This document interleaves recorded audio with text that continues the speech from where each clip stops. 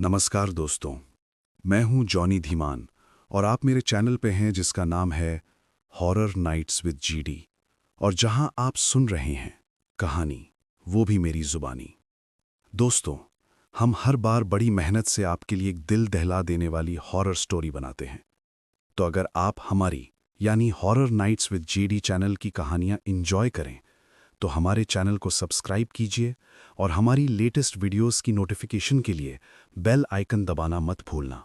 उत्तर प्रदेश के एक छोटे से गांव में हर घर की एक अजीब बनावट है।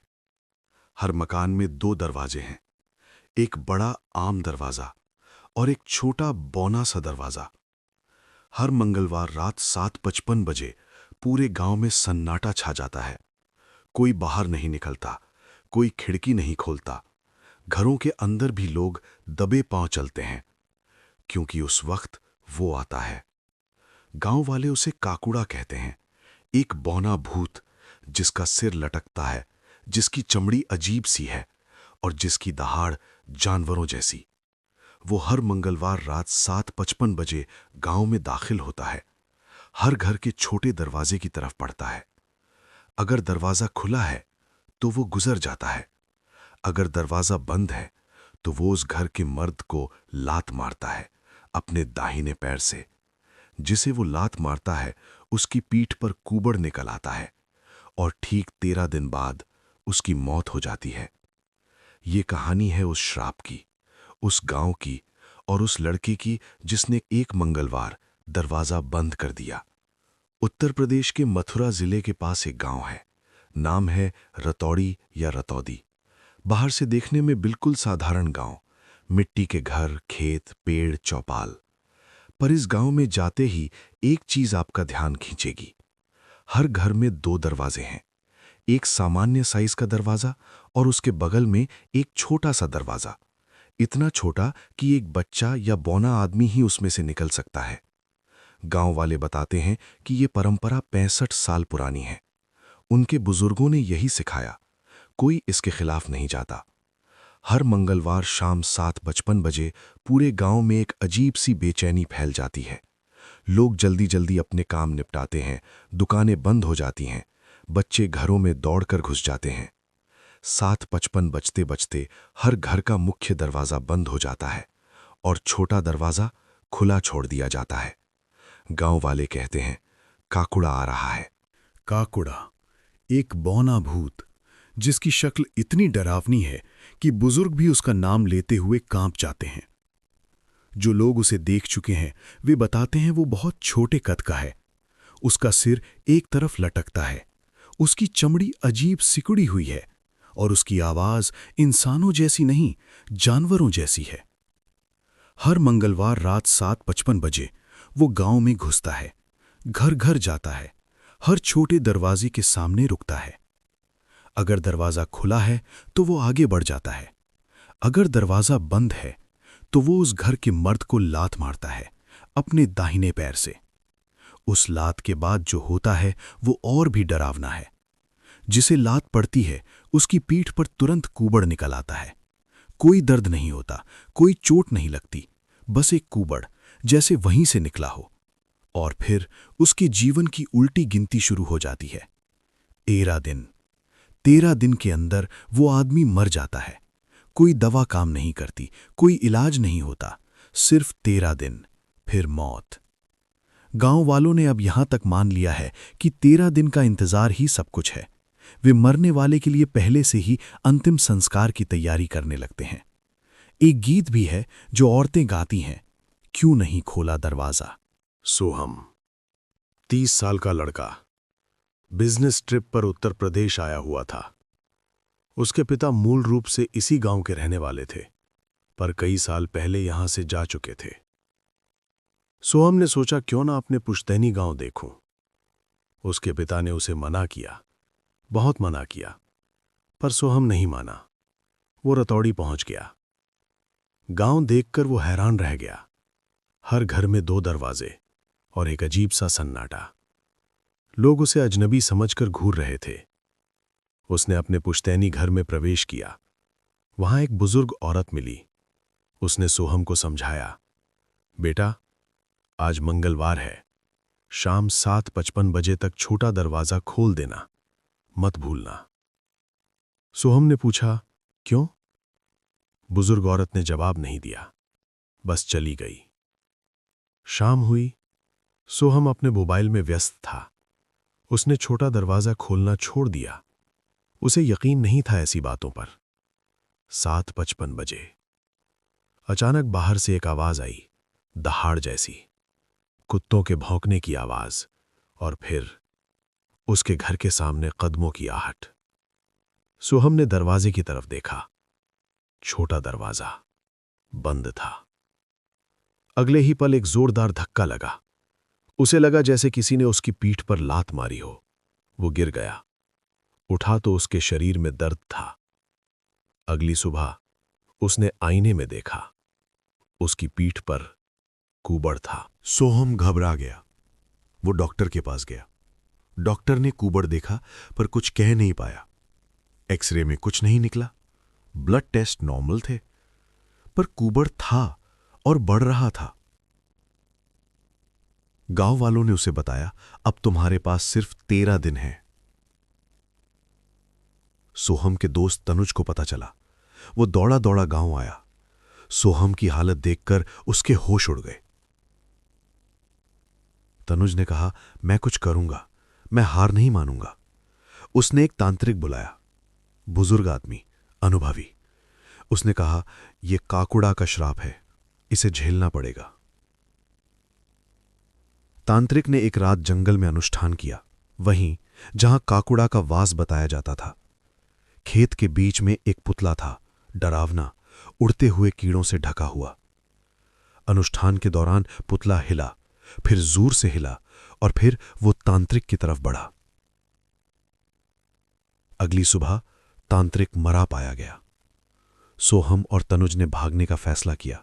वे गांव से निकल गए। गाड़ी में बैठकर दूर जाने लगे, पर रास्ते में गाड़ी खराब हो गई। चारों तरफ टिड्डियों का झुंड आ गया, अंधेरा छा गया, और फिर काकुड़ा आ गया।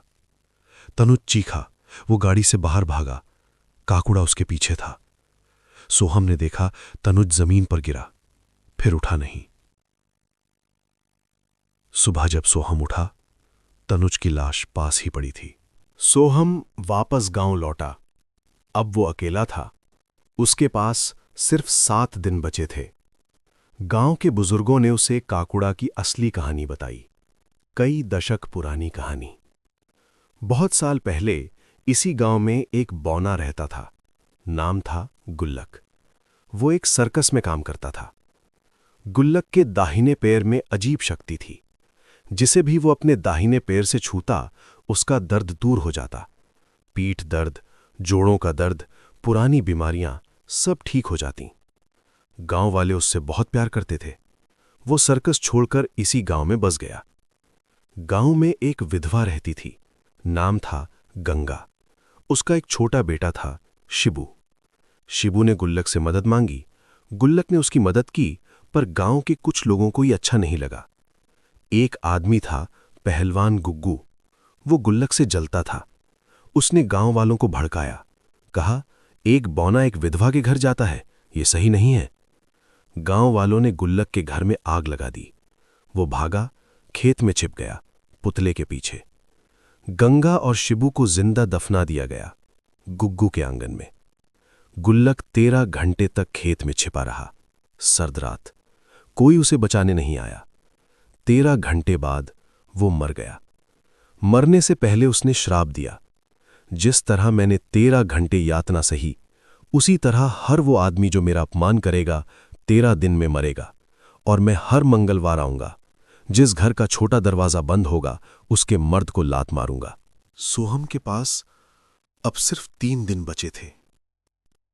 तभी गांव में 2 और लोग आए, इंदिरा और विक्टर। इंदिरा पास के गांव की लड़की थी, जिसका पति सनी भी इसी श्राप का शिकार हो चुका था। विक्टर एक भूत शिकारी था। विक्टर के पास अजीब उपकरण थे। एक मशीन जो भूतों की आवाज पकड़ सकती थी, एक कैनवस जिस पर भूत अपनी कहानी उकेर सकता था। उन्होंने पुराने खंडारों की खुदाई की। वहां से 2 कंकाल मिले, गंगा और शिब्बू के, और एक धातु की टोपी मिली जिस पर लिखा था गोयल सर्कस। विक्टर ने काकुड़ा से सीधा सामना करने का फैसला किया। उन्होंने एक मंगलवार को छोटा दरवाजा जानबूझकर बंद रखा। 7:55 हुए। काकुड़ा आया। विक्टर ने उसके दाहिने पैर पर वार किया, क्योंकि उसी में उसकी सारी शक्ति थी। संघर्ष हुआ, भयंकर संघर्ष। गांव वाले दूर से देखते रहे। आखिरकार विक्टर ने काकुड़ा का दाहिना पैर काट दिया। एक चीख, एक धमाका, और फिर सन्नाटा। काकुड़ा गायब हो गया। सोहम बच गया। उसकी पीठ का कुबड़ गायब हो गया। सनी भी ठीक हो गया। गांव वालों ने राहत की सांस ली। लगा कि 65 साल पुराना श्राप खत्म हो गया। पर कुछ दिनों बाद एक बुजुर्ग की लाश मिली उसके घर के सामने। उसकी पीठ पर कुबड़ था। उस रात उसने छोटा दरवाजा खोलना यूं ही भूल गया था। काकुड़ा फिर आया था। शायद काकुड़ा का श्राप इतनी आसानी से नहीं मिटता।